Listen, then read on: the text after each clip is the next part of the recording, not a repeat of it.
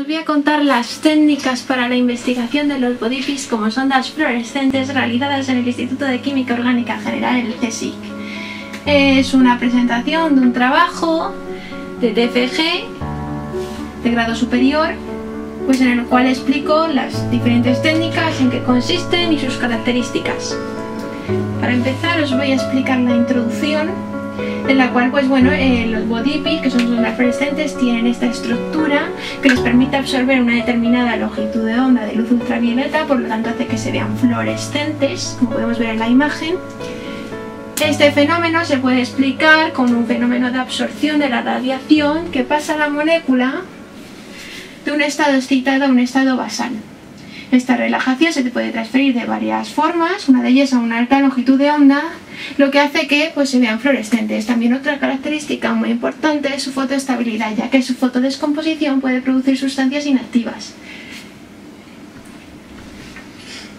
El trabajo que yo realicé fue la preparación de esas sondas que contengan grupo propargilo. ¿Qué significa esto? Que se tiene que hacer una reacción de propargilación de Nicolás, la cual consiste en primero hacer una síntesis de un complejo de cobalto con un alquino, un triple enlace, la cual va a ser unida a la estructura del BODIPI de esta manera, con la reacción de Nicolás, quedando una estructura con el complejo de cobalto, que es la obtención de derivados de BODIPI alquino, como podemos ver.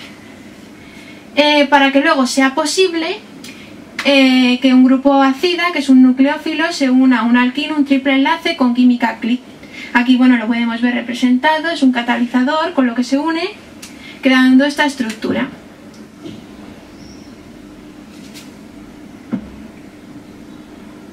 Yo hice muchísimas síntesis, pero os voy a contar una que tiene esta estructura. Es la estructura del BODIPI con una posición aromática, como podemos ver. Toda síntesis tiene 3 etapas.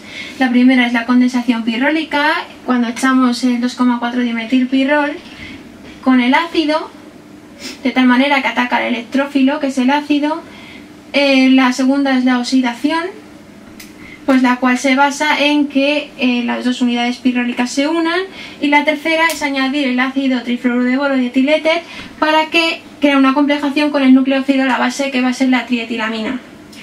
En toda síntesis hacen una tabla en la cual representa el reactivo que vamos a añadir en la reacción, su peso molecular, su densidad y el puesto donde está en el laboratorio, para así encontrarlo fácilmente.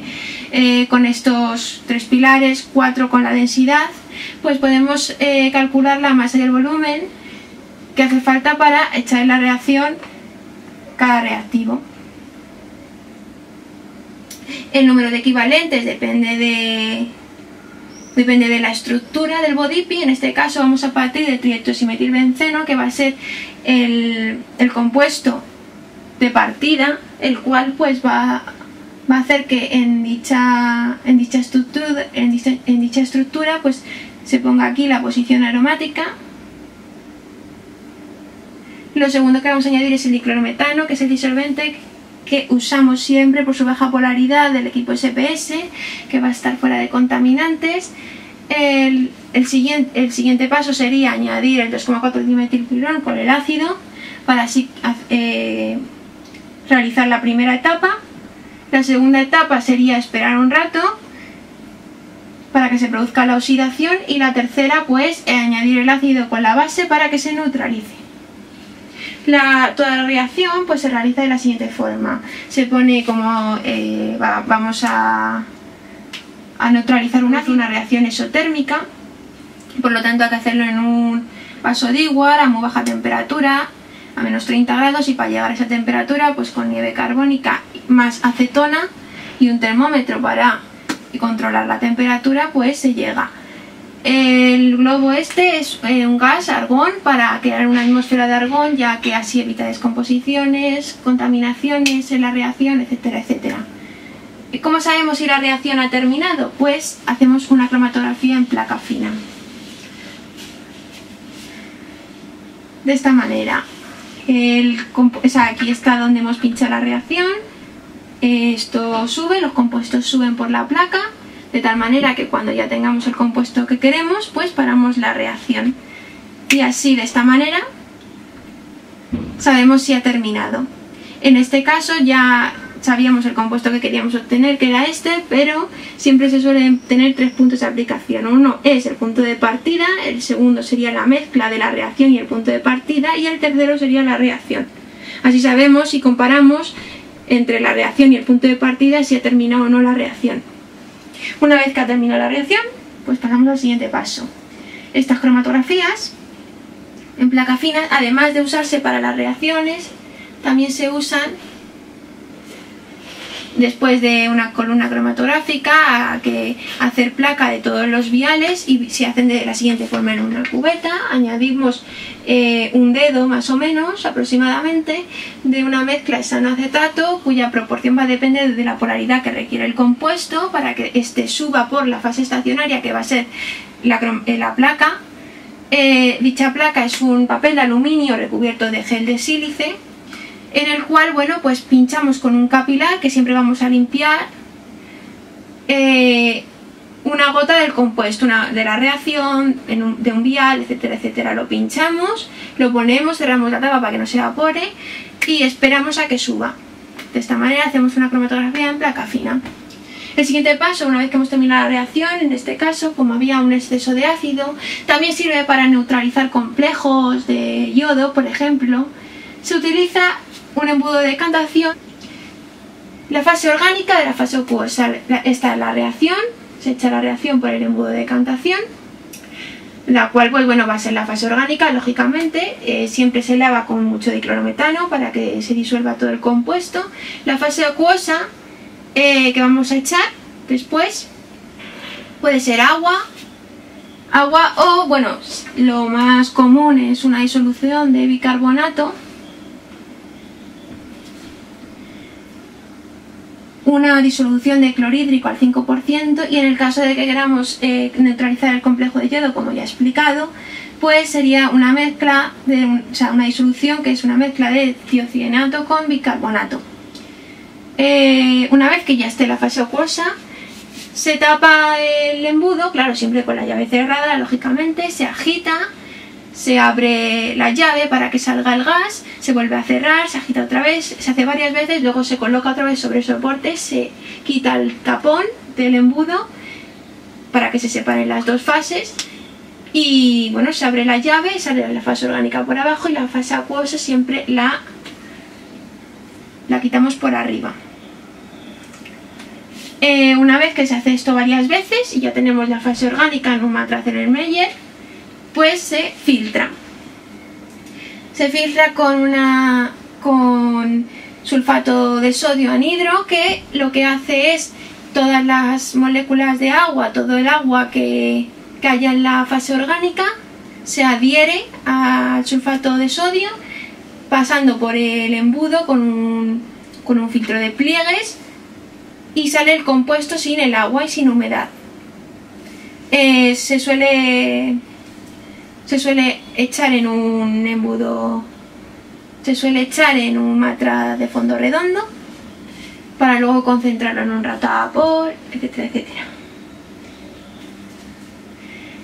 Después de esto, pues hacemos la cromatografía en columna. Cuando ya está ese matraz evaporado, echamos un poco de diclorometano, un poco, de tal manera que lo añadimos a la columna. ¿Cómo se hacen estas cromatografías? Primero se echa el sílice, después la arena. Esto, claro, tiene que compactarse bien con hexano varias veces. Una vez que esté bien compactada, pues echamos sobre la arena el compuesto por las paredes de la columna, de tal manera que luego echamos el disolvente, cuya polaridad va a depender del compuesto que se requiera, siempre la mezcla de sanoacetato. Añadimos presión para que caiga más rápidamente sobre los viales y sacamos muchos viales, de tal manera que queden todos los viales, con cada vial un compuesto diferente, que va a ser el que luego vamos a ver en cada cromatografía en placa. De todos estos viales hacemos la cromatografía en placa que he explicado anteriormente. De tal manera, bueno, aquí en este caso podemos ver que la fracción, hay 3 fracciones. La primera, que va a ser el compuesto de arriba, la segunda, que va a ser una fracción impura, porque es el compuesto que queremos obtener, más lo de arriba, y de la 3 a la 9 van a ser todos los viales que sean fracciones puras.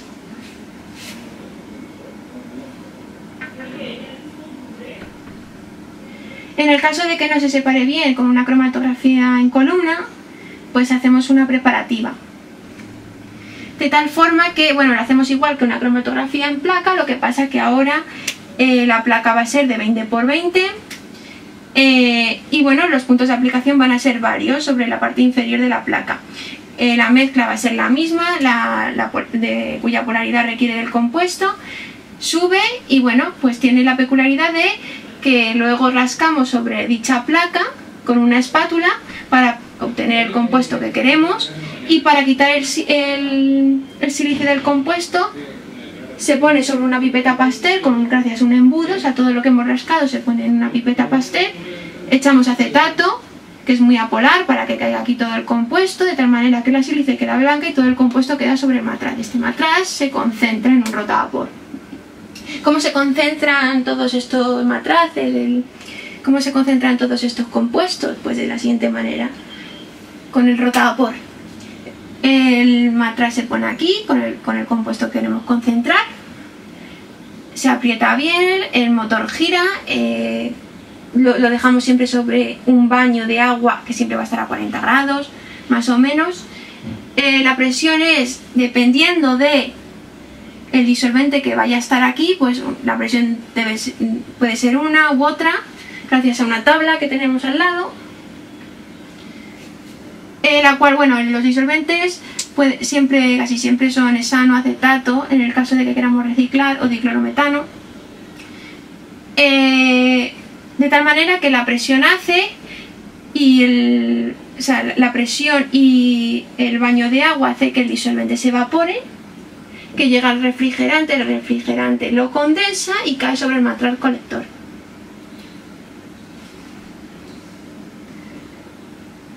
¿Cómo sabemos si el compuesto obtenido tiene la estructura que queríamos? Bueno, pues hacemos una resonancia magnética nuclear, la cual, bueno, consiste en un equipo en el cual hay que poner aquí un tubo. Estos tubos se hacen se tiene que disolver el compuesto en cloroformo y lo ponemos sobre el tubo, lo tapamos, lo etiquetamos, pasa a ver lógicamente el compuesto que hemos puesto, se coloca aquí, en esta parte, en la parte superior del equipo, y bueno, pues este equipo lo que hace es que transmite una información al sistema informático en forma de bandas diferentes de cada compuesto. Esta variación de la absorción de las frecuencias se denomina desplazamiento químico, cuyas unidades son las partes por millón. Nos da información de esta manera. Con este espectro podemos ver la estructura que tiene el compuesto. En este caso, a 7,5 ppm podemos ver la posición aromática. Esto, como lo sabemos, gracias a una tabla teórica que nos dice a cuántos ppm está cada grupo funcional. Entre 6,5 y 6 podemos ver los ciclopentanos que están a los lados de la estructura. A 2,5 podemos ver los metilos inferiores, y entre 1,5 y 1 pues los metilos. De esta manera ya sabemos la estructura que tiene el compuesto. Estas son las técnicas estas son todas las técnicas que he explicado anteriormente. Vamos a empezar por la reacción química, que ya he explicado. Para saber si ya terminó la reacción o no, lógicamente lleva un tiempo, pero se sabe haciendo una cromatografía en placa fina.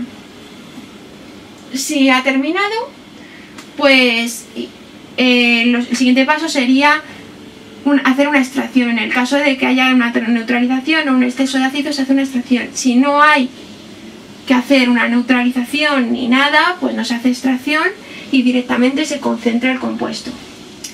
Este compuesto concentrado pues se disuelve en poca cantidad de diclorometano y se hace una cromatografía en columna.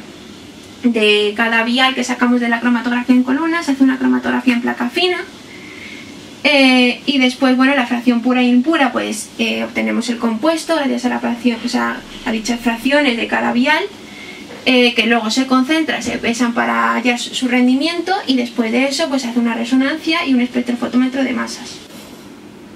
¿Cómo se calcula el rendimiento? Calculamos los milimoles de los gramos obtenidos, los milimoles de los gramos que deberíamos haber obtenido, con el peso molecular, hacemos una relación, lo multiplicamos por 100 para hallar el porcentaje y nos da un rendimiento. Este rendimiento, bueno, pues aplica a cada compuesto. Podemos concluir que el rendimiento es bajo debido a que son síntesis que nunca se habían hecho, se han hecho por primera vez, y por lo tanto pues no sabemos las condiciones óptimas de la reacción. Podemos obtener muy bajos rendimientos en el caso de las preparativas, porque al rascar sobre la placa pues se puede perder mucho compuesto, y también podemos saber un poco la polaridad del compuesto dependiendo de la proporción que hayamos usado de la mezcla cianoacetato del disolvente que os he contado anteriormente.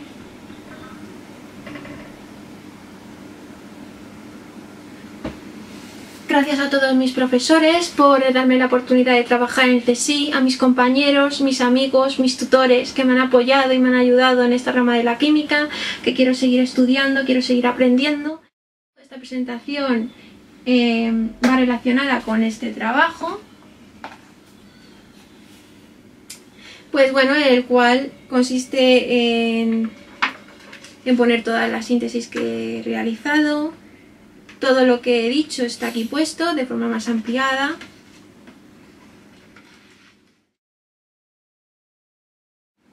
El vídeo sigue a continuación. Es una síntesis que trata sobre la glicosidación, que es cuando a un bodiepis se le añade un glicoconjugado. Es para que obtengamos ondas fluorescentes, las cuales sirven para el desarrollo biológico como la metástasis en el sistema inmune. Espero que esto os haya gustado y muchas gracias.